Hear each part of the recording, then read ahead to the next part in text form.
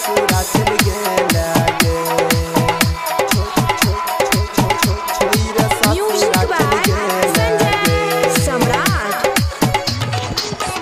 सबसे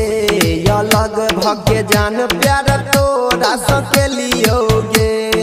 जान प्यार तोरा सके लियोगे ये जान कोना बिसैर के जान हमर जान तू त जानू कोना ससुरा में गेला गे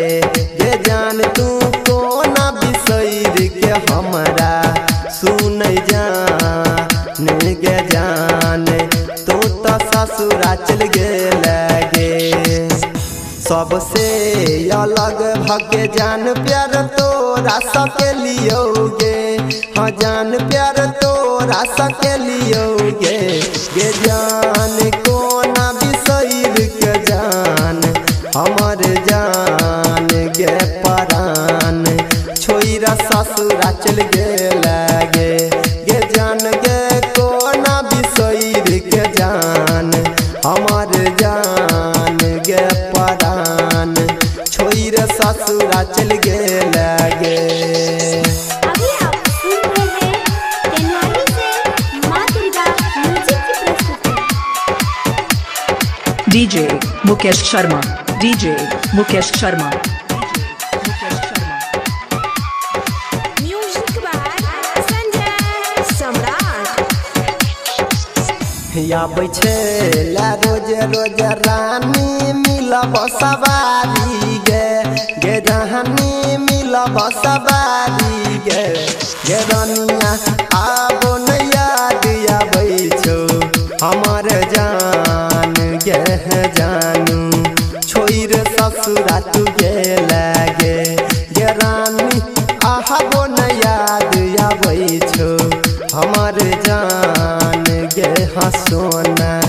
तोरा याद में आबै छौ गे।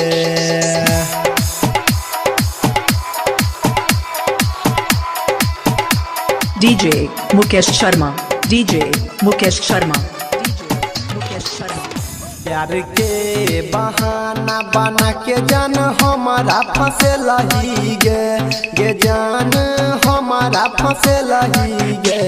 गे जान तोरे चक्कर में घर से भेली बेघर गे करे जा छोइरा ससुरा तू गेला गे गे जान तोरे चक्कर में घर से भेली बेघर गे करे जा छोइरा ससुरा तू गेला गे। अखन अपने सब सुन रहल छी